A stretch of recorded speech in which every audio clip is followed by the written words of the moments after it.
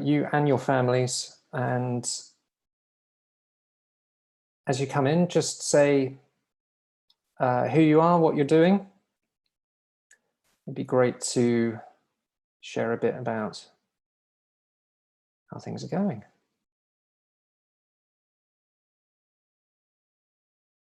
Okay, so who have we got? Gregory, hi, how are you doing? Steve, Long Beach. Awesome, I love Long Beach.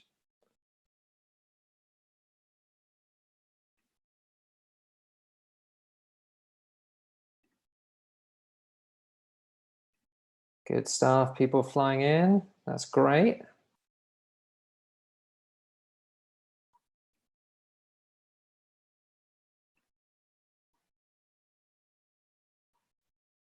All right. Cool, Dana's coming in. Hey, Dana. Hey, can you hear me? Yeah, all good, man. Awesome. Awesome. Okay, it's probably time I shared the board. Let's share this. Yeah, all good. Awesome. So I am sharing the board here. Okay, so please do come in there. I'm going to share my screen as well, so you know what we're talking about and what we're doing. Probably don't want to see that.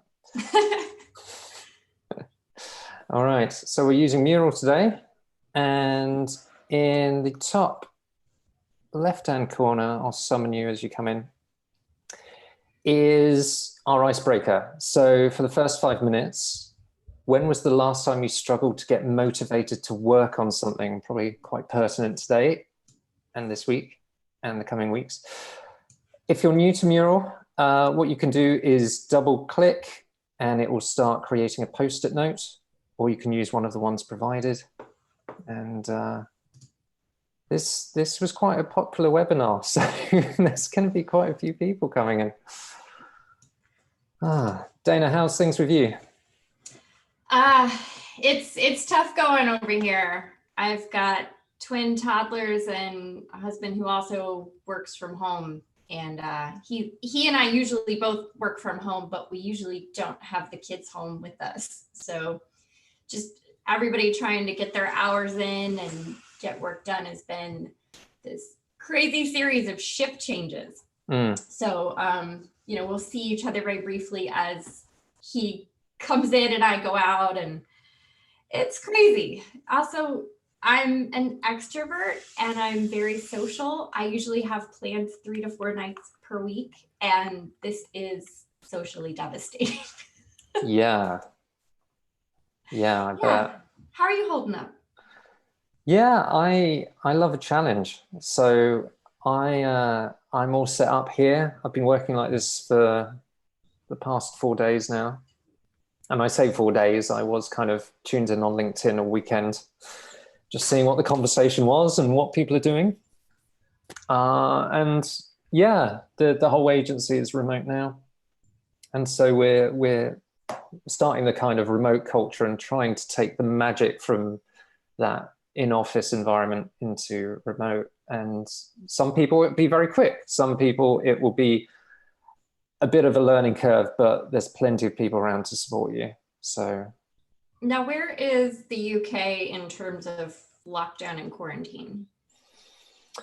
we are, so the children are still going to schools, which might be a shock to some people listening. Oh. Wow. Yeah. The government haven't shut those down yet.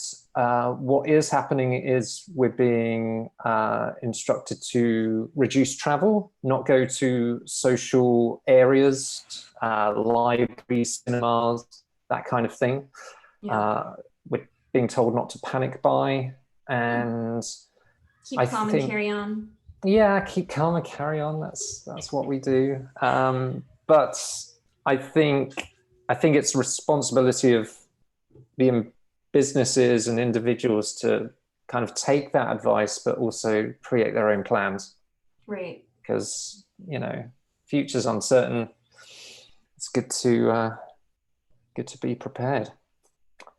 So I'm in the, yeah, go ahead. Are we moving on? No, it's good. Carry on. Okay. Small talk. Yeah, so I'm in the southeastern United States. I'm in Greensboro, North Carolina, which is kind of situated midway between the Raleigh-Durham area and Charlotte. If you know anything about North Carolina at all, those are the major cities. And we are, schools are all closed, and we were ordered to only leave our house for necessity, I believe, yesterday. Yeah. I don't know, the days are just blending in together, and they're long and short at the same time, but I'm surprised that you're still in school. Yeah, it is one of those funny things. So people are contributing, that's awesome. If you feel like contributing and saying what you've written, that would be super awesome. So say in the chat, hey, I'd like to share what I've written. It often feels like a radio call-in show, which I'm fully into. You have sound effects? I do need a sound panel. So yeah, for anyone joining the webinar right now, you will be wondering where everyone is, and I'm just going to share the chat link in there. So yeah, a few minutes left, well, a few seconds rather. Got some good insights there. And yeah, if you feel like sharing, please do kind of say, hey, I'd like to say something. That'd be super good. Dana, do you want to read a few to start with?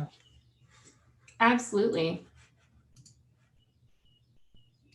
I'm going to say, oh, when I felt treated badly by a colleague. Oh, that one makes me sad. I'm sorry, anonymous snake. That was you. When I'm overloaded with long-term deliverables. Yeah. Traveling and trying to do remote meetings works well. I think a lot of us are probably not traveling at the moment, but yeah, works well. So works well on not being motivated on that one. I'm not sure. Total chaos here with homeschooling. Yes. All the moms and dads right now. I think we're all facing that. Yeah. Oh my gosh. Yeah. Cool. Hey, Madison would love to share. So yes, I'm going to find Madison. Oh, I wish email would just go away. Go away, email. Right. So let's find Madison. Awesome. And I've unmuted you, Madison, or invited you to talk, rather. I think you can unmute yourself. Madison, what did you write and how are you doing? Hi, can you hear me okay? Yeah, yes. All good. Okay, so I wrote, I've seen Mural recently put out the guides on remote work and new users using Mural, but I've been trying to create an activity within Mural to show my new team members how to use this, and also just talking about remote work in general. And I was struggling with that and trying to create something like you have right now, an actual kind of work through template. And I know that Mural's got some icebreakers, and I've been pulling from different templates, but that's one of the things that I've been struggling with, and thought I'd mention it since you guys may have some answers. Yeah, awesome. Dana, do you want to take this one? You know what? No, I'll defer to you since this is your canvas. Okay, yeah. Piggyback on everything you said. Sure. So yeah, Madison, I often start with a blank board, and I just start working out what I want to get through, what the outcome is, what the challenge is. And often I'll just start with a few Post-its and say, you know, what the challenge statement is. work out where we want to get to, and I will then kind of find all those like bits to solve the problem. Like, do we need to gather some data? Do we need to find out some research, or how do we how can we capture what we need to within this kind of visual collaboration tool? And then once I've set that agenda, and I will kind of lead it around like this. Normally I go left to right and then down again. I will then start creating the board. So I kind of blow this up and start adding kind of squares and stuff. So you can just tab in and start writing titles, and start putting boxes around things. I kind of like things like a framework, so you can like fill it in like some kind of stencil type thing. And then when I've sorted that out and it's got to a point where it looks complete, what I then want to do is double down on each of those areas and go, how can I make this into an activity? So instead, if this was an hour session like this webinar, I don't want to talk for an hour. I don't think Dana wants to either. So how could we achieve what we want in each section but make it more of an activity? And then, like this webinar, I've run 8 or so now. Each time I'm learning something new. So don't be so careful about the first one. The trick is just getting the reps in and getting some practice. I'm just going to add to the back of that, that you don't want to make people have to think about the work and think about the process at the same time. So the easier you can make the collaboration, like having them come up with, say, for instance, when was the last time you struggled to get motivated to work on something? That doesn't require a ton of thought or logic. So freeing up that mental space to figure out how to use the tool, it's exciting, it's engaging, they want to use the tool to be able to participate. Those kinds of considerations will help people learn things faster. You're not just straight telling them how to do it and they're following directions, they're participating, but they're eager to be engaged with something like that. And then I'll say, just because I'm a facilitator and I have to, I'm going to hold questions like that till the end of the session so we can stay on track with our agenda. But awesome contribution, Madison. Awesome answer, Ross. Good shout. Madison, does that cover it, or would you have follow-on questions that we could answer at the end? Yep, that's really helpful. Thank you. And I can share one of the ones that I've made afterwards if it's helpful. Yeah, super. That's awesome. Great. Okay. Great. Thank you, Madison. Let's look at, just cover a few of the other ones and then we'll get into the content. So now is hard because you're so distracted by the news. Totally. Right now it's 1 a.m. Yeah. Sorry. So sorry about that. Thank you for being here. Do you know what, some of the learnings on this show that because this is like an asynchronous but synchronous activity, it might be that we're live streaming on YouTube so people can watch the recording afterwards, which I was worried about to start with, whether it would be interesting seeing it after, but apparently it's okay. But hey, maybe we'll run more webinars at different times. Absolutely. Cool. And just flying through, when I have to prepare offers, RFP, yeah, I feel that pain being an agency land. This month after returning from a business trip, creating a remote work guide in Mural for new users. And does Mural have a template share? Yeah, there are some templates. I would encourage you, like it doesn't take too long to put together something. And when you put it together yourself, you own it, you know why it's there, and you can quickly kind of improve it. By the way, Dana, that's an awesome mug. What have you got there? Poison. Yes. Wow. Cool. Right. Let's move on. Okay. So I'm just going to talk about what this thing is and then Dana, you can tell people a bit about yourself, and I'll try and summarize in a very short way.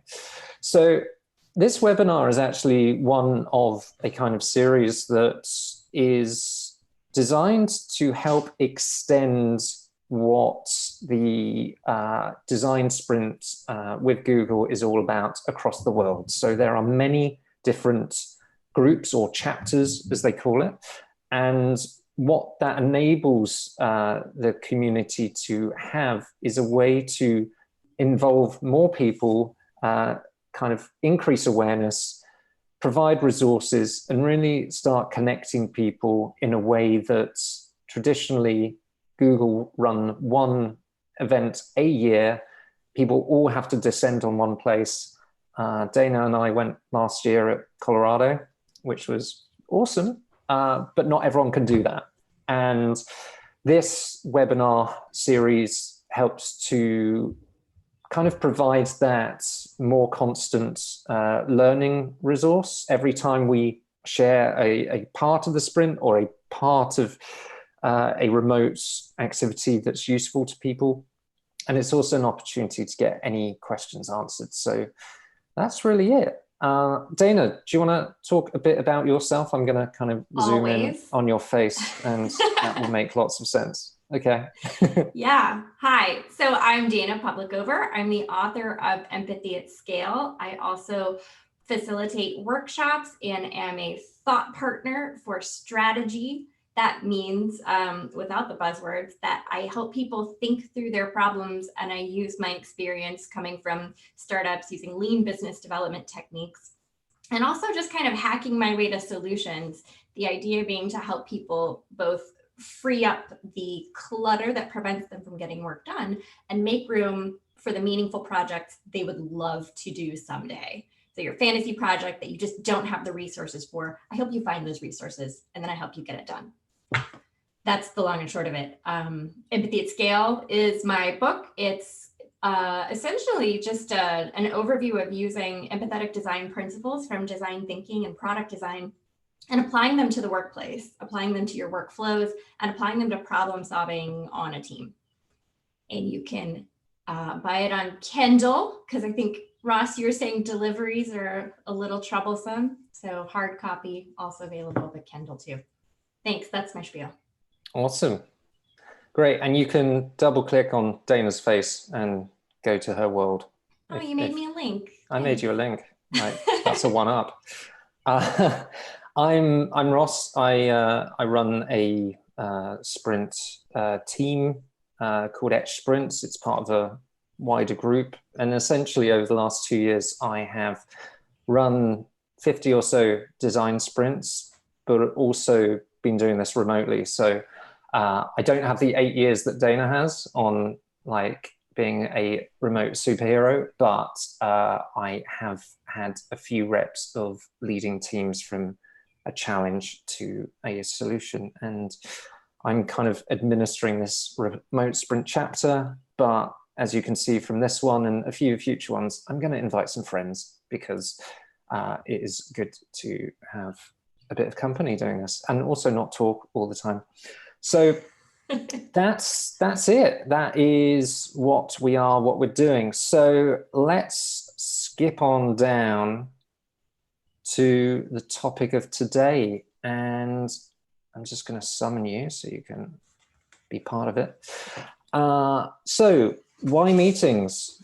So we're talking about not having bad remote meetings, but I think it's probably important to talk about the whole idea of meetings and what they're for, maybe how they're misused, and just dig a little deeper. What do you say, Dana? Absolutely. Yeah. Just in everyone I'm talking to lately, it seems like now that most of us are working from home, we're suddenly in Zoom meetings or Skype for Business or Microsoft Teams, whatever it is, from like 7 a.m. to 7 p.m., just meeting after meeting after meeting after meeting. And it seems like even now here, when we're working from home, where everyone says they work better from home, which is true because you have fewer distractions usually. You can actually hear my children screaming in the background. But we're still in meetings all day long and we're still not getting work done. So that's problematic. Yeah. Are you going to take over, Ross? You want me to keep talking? No, keep going. Okay. I mean, yeah, you're the Don at this. Awesome. So in thinking about that, one of the most important things you can do is set a purpose for your meeting. And there are a couple differences between good purposes and bad purposes. I would say a bad purpose is 2020 vision or event planning.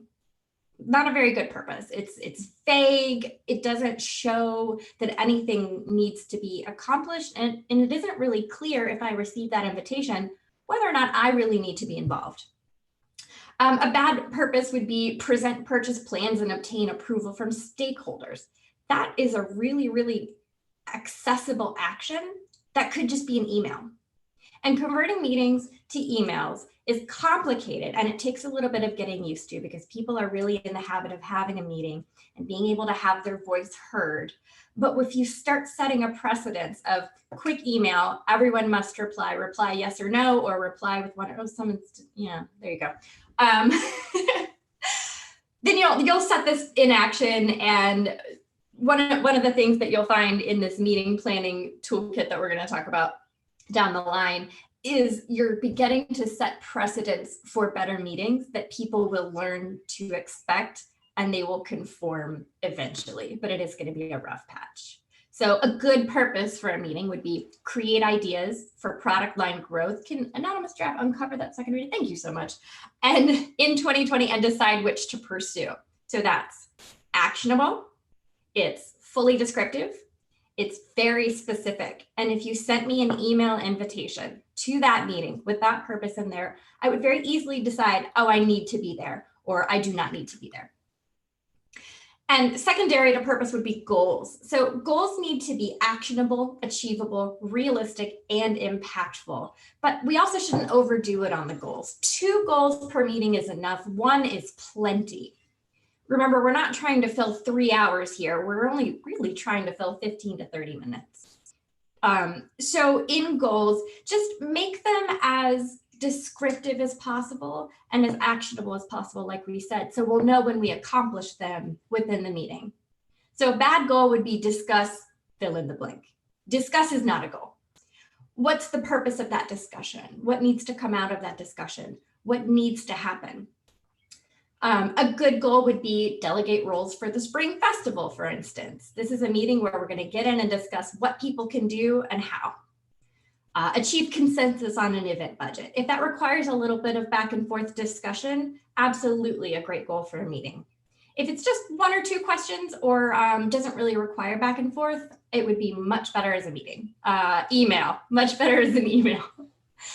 And 3 new ideas for customer service.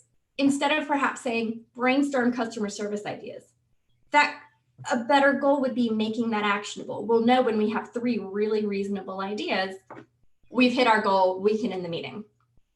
And then an amazing goal, and my absolute favorite goal would be identify roadblocks to see why project is stalled. And if you're joining Ross for any of his later webinars, you'll find a lot of tools and techniques to identify those roadblocks and what to do with them once they're identified. Awesome. Dana, have you been in some really bad meetings in your past? Why do you think I started this business? I quit a job at a company where I was stuck in awful meetings day in and day out to start this company to help people avoid crappy meetings. So yes, I've experienced a few. Yeah, how about you?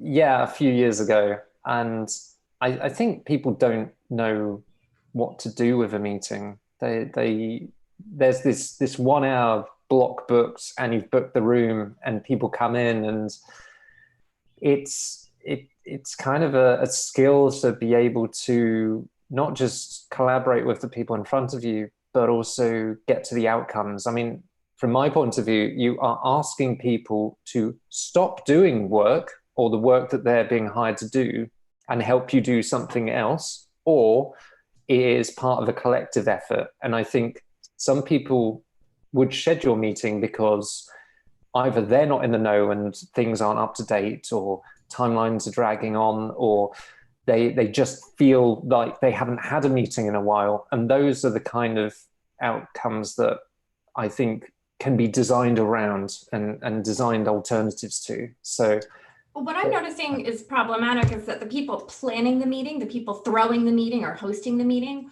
are not structuring the meeting. They're sitting back and letting the meeting happen. And when no one takes responsibility, it's just a room full of people with no direction and no one knows what to do.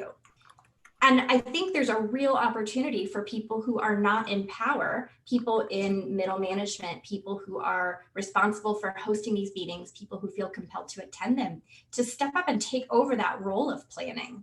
I think anyone, whether you're associate editor with 2 years out of college experience, or you've been here for 25 years, any of those people can step up and take responsibility and structure the meetings and effectively change meeting culture at their organization.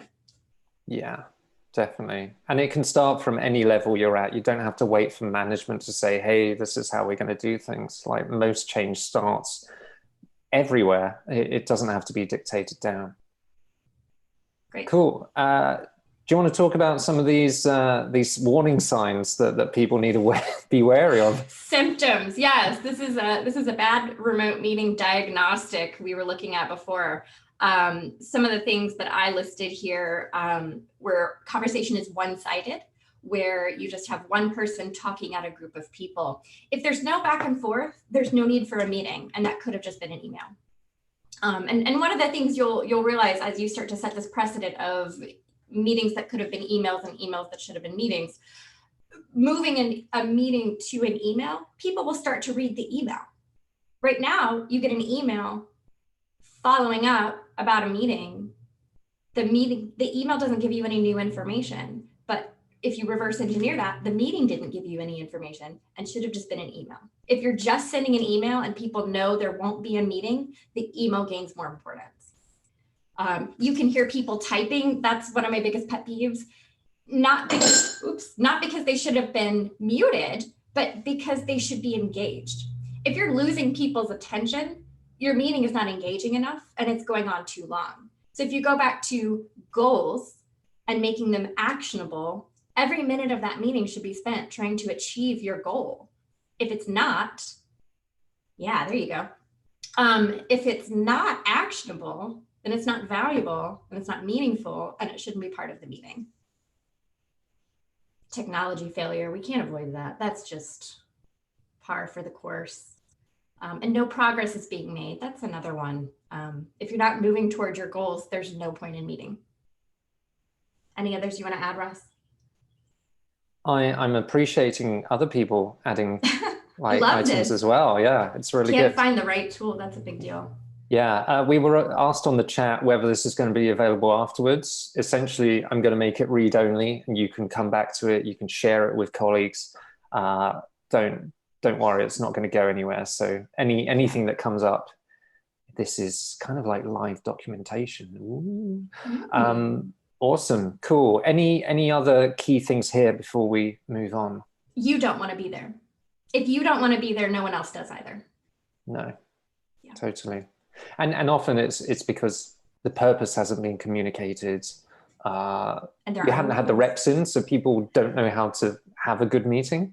And yeah, you just need some good leadership. You do.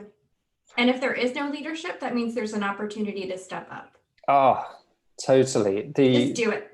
Yeah, the job that I had previous to the one that I'm currently loving, I just came to work one day and I just went, screw it. I'm going to make as many changes as I believe in as possible.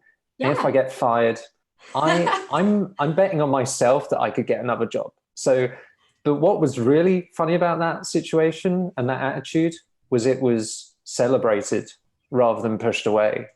And I think I had the exact experience. Yeah. Yeah. Tell me about yours. It was exactly the same. I said, things have to be different. And I looked around and I realized nobody else was going to do anything about it. And so I started just experimenting slowly. And I was like the little droplet of water digging out the Grand Canyon. It was death by 1,000 cuts, just making these tiny changes, making these tiny things. And each time I got validation, I would grow my efforts. Totally. That's how I'm here. And that's how you're here. Awesome. Be a rebel. Yeah, well, yeah. I'm a rebel, but I do like some guidelines. You're a rebel in a starched shirt. Awesome. Okay, so Yeah. I think there's quite a low smile count. I love the metric of smile counts. Oh. That's hitting some. What if you metric suffer from resting bee face? There's probably a filter you can add, like through Zoom for that. Awesome. Okay, let's move on because I think there might be a few questions at the end. So let's leave some time for that. So I'm going to kind of Google Map zoom out. Whoa, there's some awesome canvases. So might as well hit that. So you can, in the, I call it the mural drawer, but I don't know what other people call it. You can find frameworks. So this little drawer comes out. You can search, but you can look under maybe agile or what's under business. So business model canvas is one that I've used quite a few times. Fantastic. Calendars, you don't have to open Outlook anymore. And there's a few other things that really help you get started. So Madison, maybe this is a good place, but all those kind of design thinking, fun things, they're all there. So yeah, that's super good. There's some really kind of, really Mural has some great trainings that they're throwing out right now. Absolutely attend one of those if this is new, if this is the first time you're seeing Mural, because they are incredible in their own product training. Yeah. I mean, as they should be. They are super awesome. Right. So what's the antidote? How can we have better ones? So tell us about this, Dana. What's the kind of context and what does a good remote meeting look like? The really important thing to think about is that meetings, just like in person, remote meetings are not just logging on to a call and starting. They require structure, they require thought, they require planning. And one of the things that I think we can do besides setting a purpose and setting a goal is to first determine whether or not it needs to be a meeting. And this was something that for about 3 to 4 months, I really struggled with. And because I love data and I love quizzes, going back to reading YM and 17 magazine, like what kind of food are you? What kind of boy are you going to marry, etc. I love a quiz. And so I created a quiz for should it be a meeting or should it be an email? And so that is something that we can do right now by thinking about your next meeting. Totally. If it's an hour from now, if it's a day from now, whatever your next meeting is, or if it's one that you're just thinking about having, let's think about that. And let's use the voting tool. And Ross, I'm going to ask you to turn that on. Yeah, I'll coordinate. You want to explain how to vote?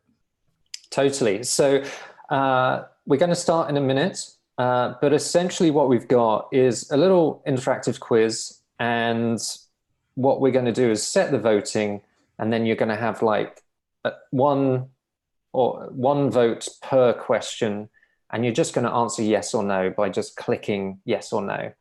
To set the context, Dana says. Everyone says now. This is such great data. We're all using it. I'm going to use this in most things.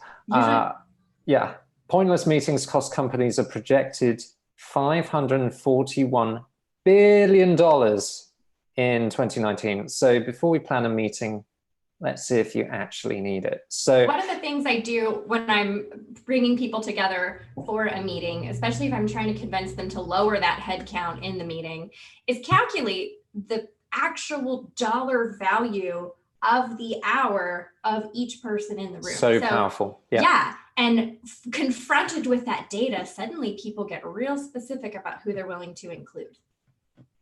Totally. You to change that behavior, you can start by saying, well, this meeting is costing us X. And then, people get a little more commercially aware about what they're doing within work. So exactly. Totally. So what I'm going to do, I'm going to set the vote. And if anyone watching the screen share, you're going to see how that looks like. So we have eight questions. So I'm going to give you 8 votes.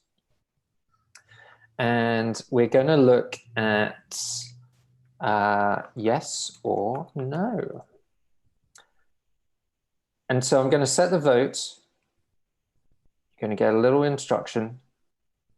But essentially, click one of those cards, green or pink.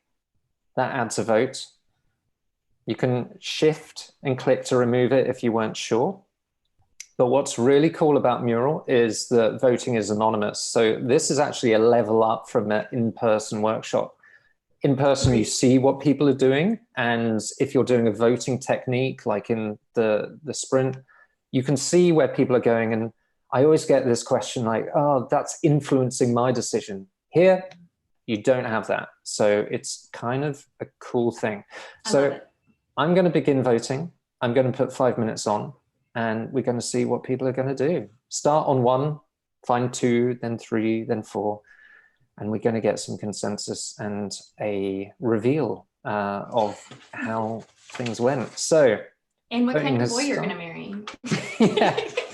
So I'm going to set 3 minutes, and all you want to do is click as to what the answer you think is. And I'm not going to vote because that's going to sway things on the screen share. So is buy-in or approval needed from every person invited? Yes or no? Is there buy-in needed to move forward? Is the project stalled without it? Yes or no? You read some, Dana. Are you introducing new information? Be honest. Could it be an email? Can you keep it under 30 minutes?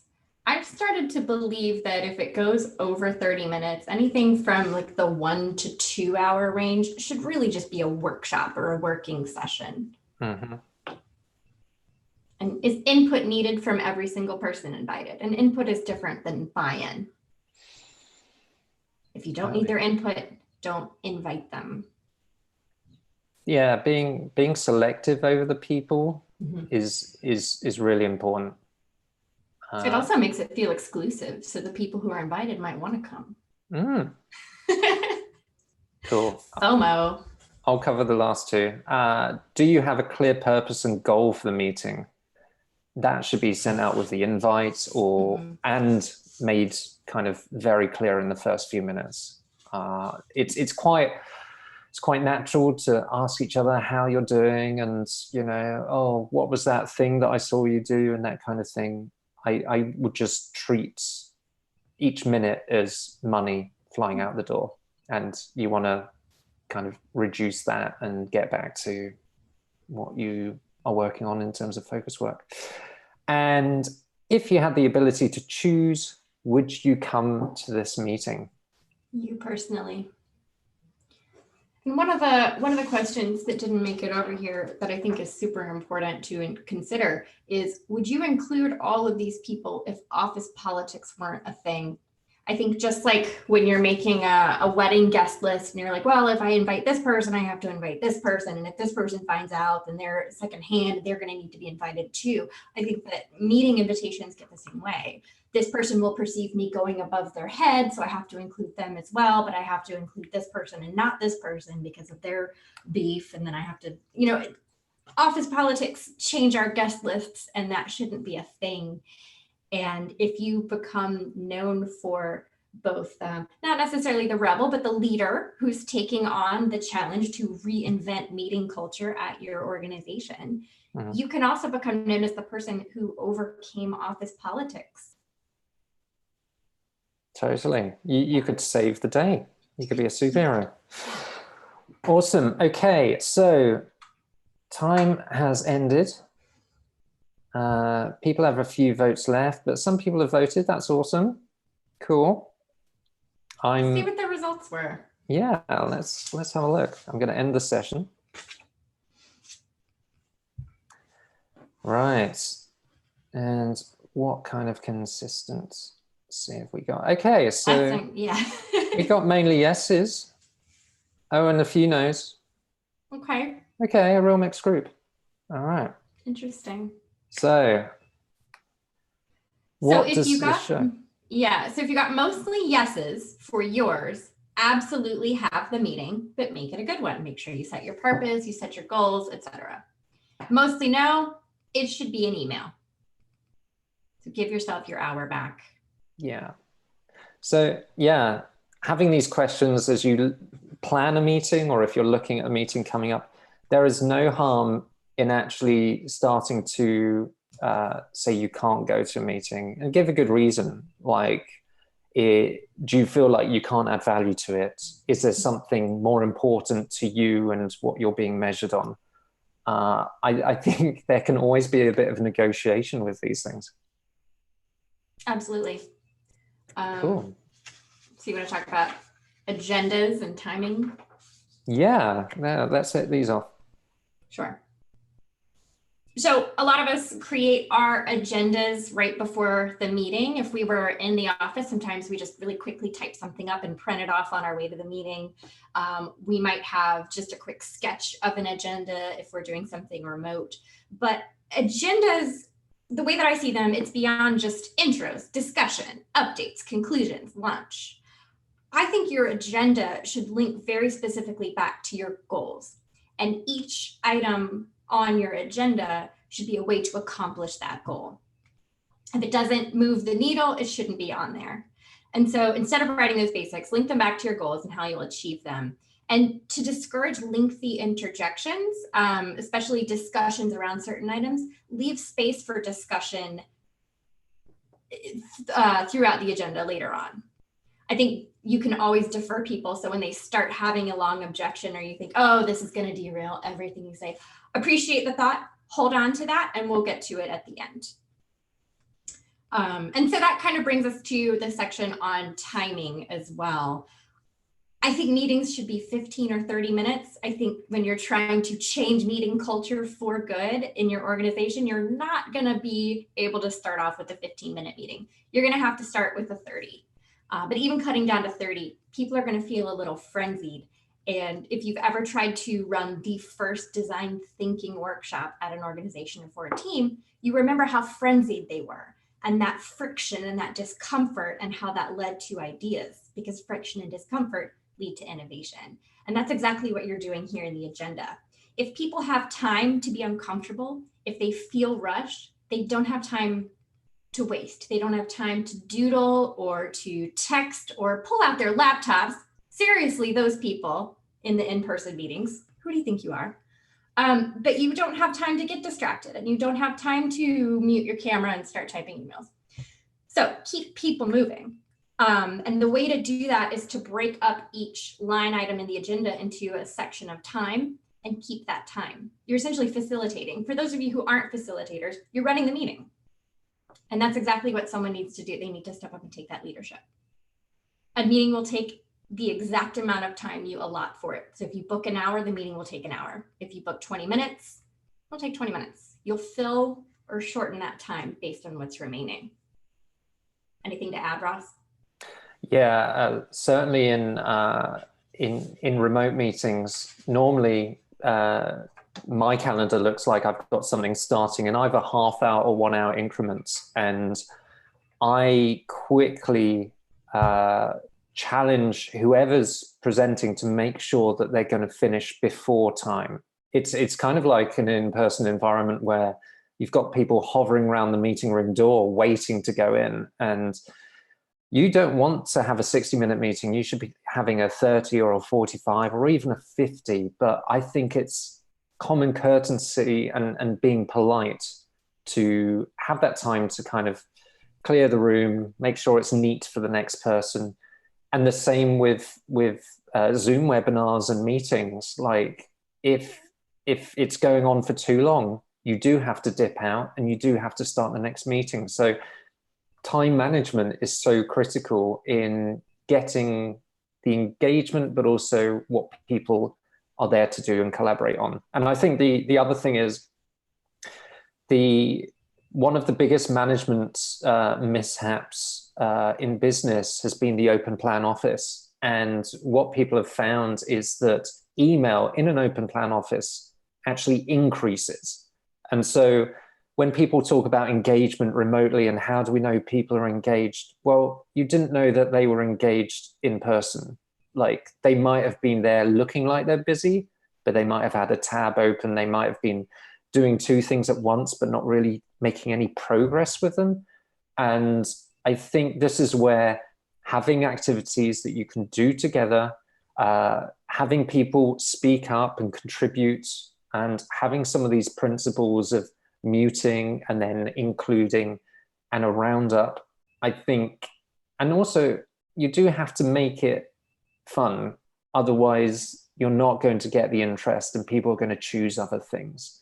So I think it's a bit of a rewiring of how we do work, but what you need to do is build up the reps, make mistakes, be prone to failure, but be very open and be very welcoming and understanding that everyone has a different learning curve. So just getting the reps in is really going to help. And on getting the reps in, as you start to set this precedent for meetings that begin and end on time, people will start to show up on time. People will stop abusing that first 5 to 10 minutes when they realize that you're not going to reset for them. So sticking to your guns and creating these standards and upholding them is a responsibility that you can take when you're leading this change. Totally. Right. Let's move on to further reading because I am keen on using everyone's time as best I can.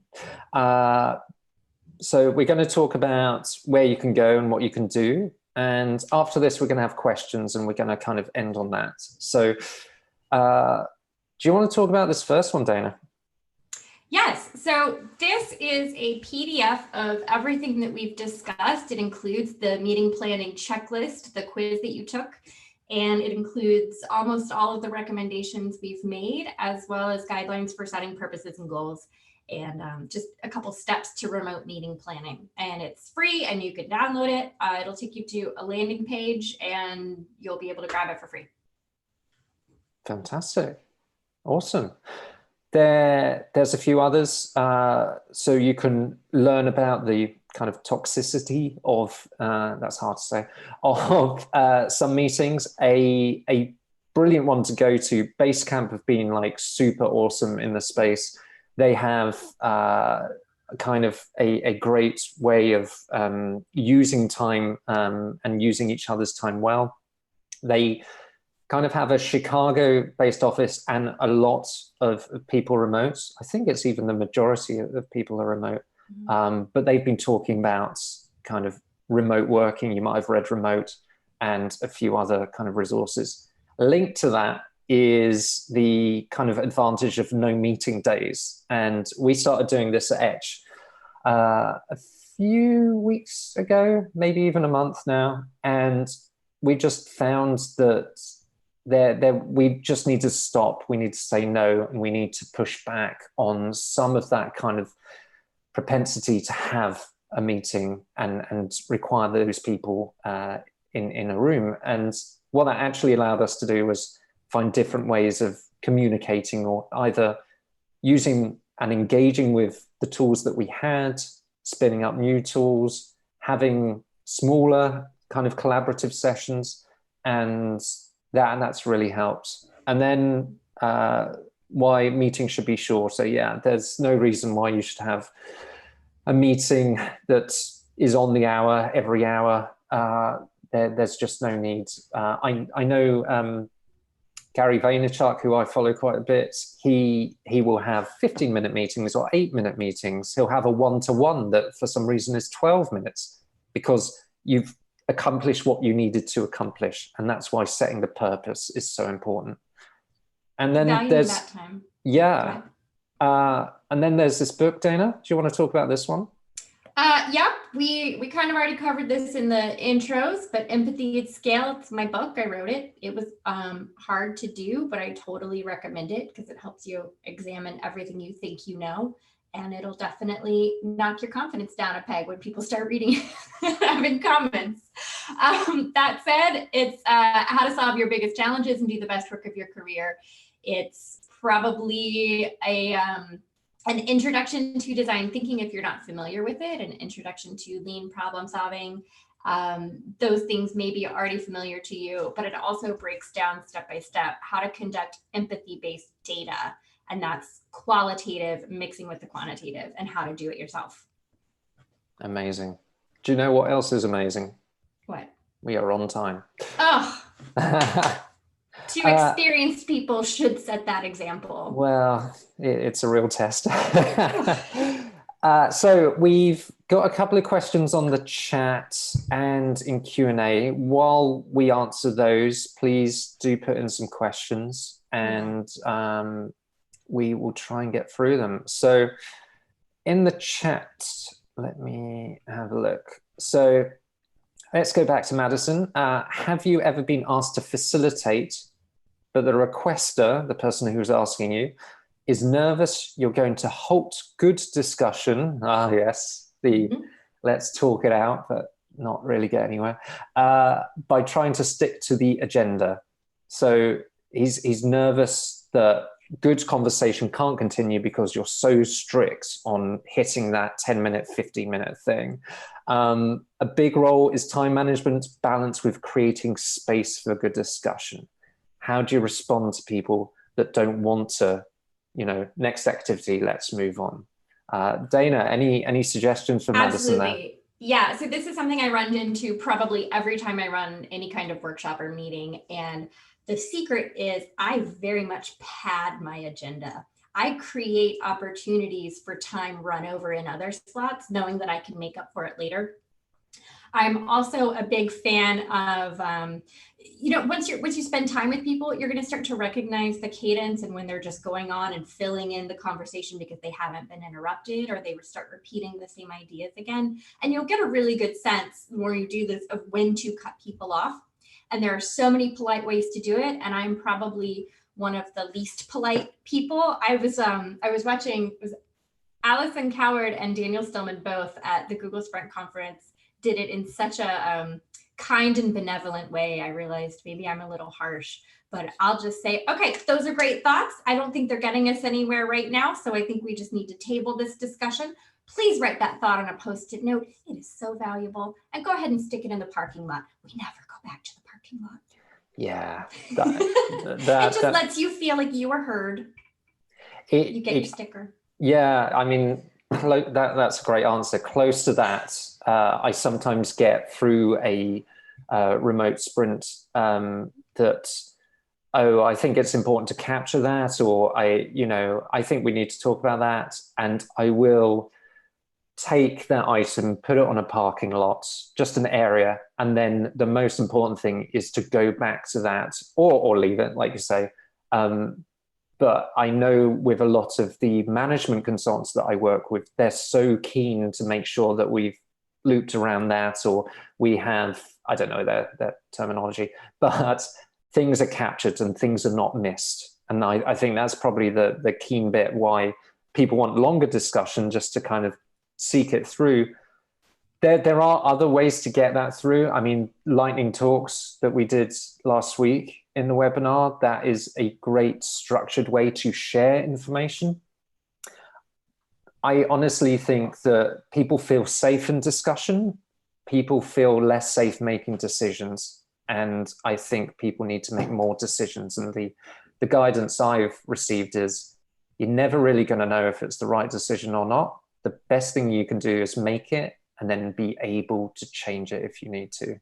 And so I'm going to go ahead. Sorry. Yeah, no, go there. I'm going to keep things moving and answer Anthony Boyd's question that's Please do. below that. Yeah, so he's curious about if these techniques are appropriate for online workshops. Absolutely, Anthony. Having to reschedule multiple 1 to 2 face-to-face, 1 to 2 day face-to-face workshops online, it requires a completely different skill set.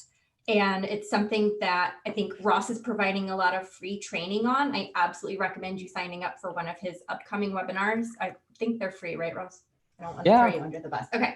Yeah. Because remote facilitation, again, it's a completely different skill set. It requires similar strengths, but you're going to have to learn new tools, new rhythms, new methods. And I think that'll be really valuable for that. Awesome. Sharing the link, Ross has done that. Great.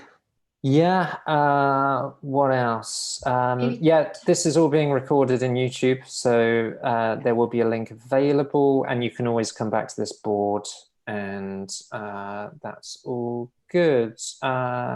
Right. The Canvas questions over here. Yeah, let's hit the Canvas. How to deal with latecomers. I do not reset for latecomers. I acknowledge that they're late, not to make them feel bad, but just to say, hey, I see you. I see that you're here now. Someone will catch you up at the end of the meeting, but we're going to keep going. Yeah. Yeah. Again, I'm not sure that I'm the most gentle or polite facilitator saying that out loud, but people keep hiring me, so it must be working. That's great. Let me hit a few on the Q&A. We're going to do more webinars, so if you found this a bit too fast or you wanted to use Mural again, we can do that in a future webinar, but also you can come back to this and start picking it up and kind of playing around. Paulo asks, or Paulo, what makes this goal particularly amazing? So the goal of a meeting, I think it does need to be one that people are drawn to and people want to help do. I think it requires people to have found their purpose, which can sometimes take a few years actually, but they need to be in a place where they do want to contribute to meet a mission, and the company mission should not be so far away from what they believe in. Otherwise, I would kind of look at that again and just see if you're in the right role and in the right company. But I think those things are quite key. And just one more on Q&A. Vicky asked, what about meetings to build community? My group is used to everything being in person. Now we are remote. Can being connected be a purpose? So, absolutely. Yeah, I mean, there's a few ways to do this, Vicky. One of the most popular ways I encourage teams to do is have a video stand-up at the beginning of the day if you're all in the same time zone. So there's a little precursor. Try and share what you're working on, what you worked on yesterday, and any problems. If you're asynchronous, you're spread around the world, maybe there's one 15-minute section where you overlap a bit, or maybe you can record a video and you can watch others. So yeah, that might help. I think it's important to carve out time, especially for teams that are newly remote and not used to it. Carve out non-work time to chat. And I think that's important for a lot of us who are used to working from home and being able to go out as well. Hi, me, I'm very lonely and I'm struggling with my social isolation. I've been having virtual happy hours on FaceTime. I've been sharing drinks with friends. I've been having social time, and translating that to the workplace, specifically designated non-working connections. Mm-hmm. Make time for that idle chit chat you get in the office. Make that virtual water cooler happen. Definitely. I think it's important that Ross, are you willing to go a few minutes over to answer some of these questions if people are willing to stay? I think I can. Yeah. I mean, if just a note that we can finish on time, but yeah, if people want some answers, then we can do it. We just choose not to. Yeah, we can just totally this different. Is the rebel. Yeah. Okay. Do you want to pick some more? I'm just writing replies. Yeah. Yeah. Let's see. It looks like we've tackled that one. Oh, one for me specifically. Dana, you mentioned taking small steps to change meeting culture when there was a lack of leadership. Any examples? Absolutely. Yeah. One of the first things I did was run a blank brainstorm, which I'm not sure if that's what everyone calls it, but just a 5-minute, really quick brainstorm to kick off a meeting that people weren't used to. And it's just taking this really, really small thing, stepping up and volunteering to run it. And what I noticed is when I stepped up to start leading, nobody got in my way and people kind of relaxed, because it was like we were all kind of waiting for leadership to come and no one was. So people were relieved that it didn't have to be them. And you can take small leadership steps in small ways, like just standing up and saying like, okay, what are we going to discuss first if you don't have an agenda and if your agenda is just to discuss? Or perhaps taking the lead when you're planning a meeting and sending that agenda and sending that purpose and sending that exclusive invite. These are really small steps you can take. Awesome. Thank you. Who's adding the ticks like that? That is super kind. I had a question on the Q&A from Emily. What facilitation skill did you have to develop to run remote sprints in comparison to in-person workshops? There's a few differences, but most of it requires good facilitation. I think you've got to build the reps, obviously. Anyone approaching remote work or a remote workshop, especially one that's maybe 5 or 6 hours long, make sure you have lots of breaks and lunch and over a course of a few days, that's important too. I think what's most important is 2 key things that I keep on kind of advising people. Like today, having a framework visible to people, I think gives the participants a security that there is something there and they need to contribute to it like a template. I think the difference between an in-person workshop is usually we go to a blank room and after a few hours there's stuff on the walls and people can see progress. I think when you try and do that remotely, people feel like you're unprepared, and where you might be writing something or doing something and maybe you want to write a title or kind of arrange a diagram or some kind of graph, the time it's taking you to make that, people are going, well, what do we do now? Like they might start looking at their phones or they might start kind of seeing what's on LinkedIn. And I think some of that being prepared can help not only reduce some of the time, because totally acknowledge you're looking at a screen during the whole workshop, but also you're adding structure, and people give trust and they feel comfortable when there's a structure. And I think that those are key. But yeah, start your first ones. If you want any more guidance, there's more webinars. We're going to be sharing more over the next few weeks. And I honestly understand there's a number of facilitators or people that run workshops that have had things cancelled on them in the next few weeks and months. And then now are wondering about A, revenue, when are they next going to get an invoice paid? And B, what they can do right now other than go, well, that's that. And so we're going to help kind of share and prepare. There's a few links to help. So we've recently set up a LinkedIn group. That seems to be growing. I think we're going to probably hit 100 members before the end of today. There's a meetup group that shows all the events coming up. And then there's a Facebook group for people that still use Facebook. I know some people are kind of have left that's not there. And that's why the LinkedIn group is probably so key. Cool. Any other questions do we want to tackle, Dana? I'd love to add a note about collaborating remotely with global teams.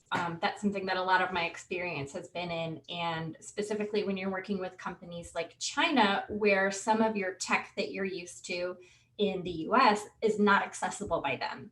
And there have been times where I've had to create some really hacky workarounds to get the information to the teams in China so that everybody joining the remote call has the exact same experience. And I think that's really, really, really important to consider is remote collaboration equality. So thinking about, you know, if you support a team who is now remote, making sure everybody has the same tech or the same equivalent. And if not, making sure everyone can access at least some version of that so that people have the same information and as close to the same experience as possible. Great. Okay. Getting some really nice comments on the chat, saying thank you and everything's awesome. And they're looking forward to the future ones. So awesome. Yeah, it's great.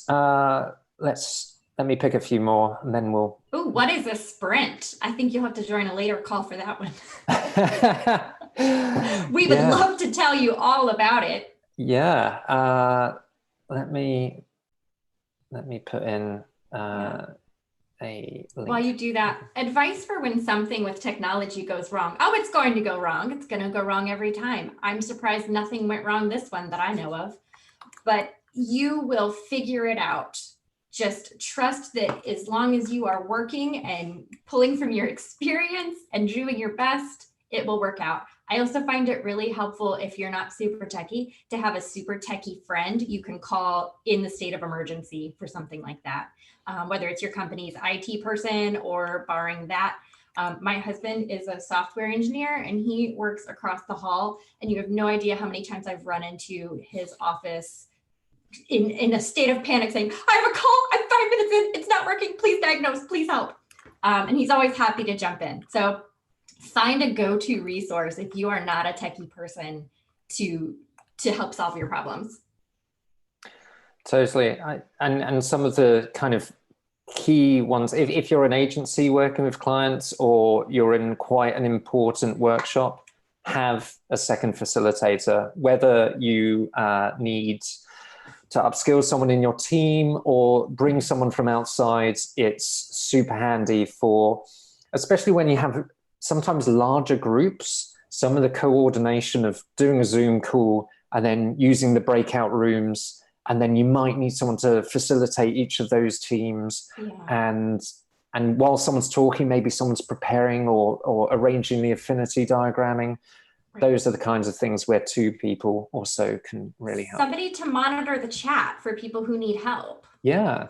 So you as a presenter, if you're the main presenter, get somebody to do that. I kind of deferred that to Ross. I let him handle that this time. Awesome. Okay, let's answer all of them and then we're like mission complete. Yeah. Dana, I want you to answer, how do you approach remote empathy? Well, I'll tell you very candidly, I had a webinar scheduled for Friday to address this exact topic. And in an effort to be kind to myself and my children and to give them the attention that they so desperately need right now, I have decided to cancel that webinar and make it a video or an article, TBD. But I'll tell you that we build on the idea of that equality, that access equality that I was talking about, where each person is at least starting from the same baseline and creating just a baseline where everybody can access in exactly the same way. And I also extend that belief to information sharing. I think everybody should have the same information. I like for people to join as individuals. This is not so much an issue now, but in the future, if there are two of you, Ross, in your location and one of me, I don't want you to both log on to the same computer on the same camera. I think having everybody log on individually reduces side conversations, which again feeds back to information equality. If you two are having a side conversation, I'm missing something. Yeah, so access, conversation, and I think that's all I can answer right now, but I will absolutely post my thoughts in a future article. So you will receive that. I think if you put your email address in for the remote facilitation PDF, which I think someone asked for, that image down there is the link. So click on that image for the remote meeting planning. Yeah. That thing. Yeah, click on that, put in your email address. I'll have your email and I will then send you a link to the empathetic considerations for remote collaboration. Fantastic. Awesome. Great. Thanks, Dana. Unsubscribe at any time. Awesome. Let me answer the sprint question. So I had a question on the Q&A and on here. A sprint, the way I describe a sprint is it is a time-boxed activity where you have a problem to solve at the beginning, you have a outcome at the end, and traditionally you would have a number of activities to get you there. So it started with a product design sprint that was kind of 5 days long, and you would ask questions, You'd gather information, you would decide upon a target, what's our long-term goal. You would then sketch solutions, what could this thing look like, decide and vote, and then prototype what that looks like, a very kind of crude model of it, and validate whether this idea, whether it's a product, a service, a change in operations, a new curriculum, a course, moving from offline to online, you're going to validate whether this works or it needs further work or you just need to bin it. So that's essentially what I would explain as a sprint. That's a good explanation. Cool. Awesome. I've got about 3 minutes left. Yeah, I'm going to have to dive off in a minute. Why don't you get one more, Dana? Yeah, there's probably. Let's see. Oh, this template. This template is just one I created.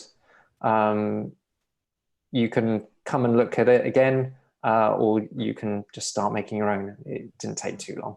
Mural's templates are amazing. They have pre-existing templates. So if you create an account, and I think their free trial right now is extended by 90 days, which is a really nice, beefy amount of time to use and learn Mural.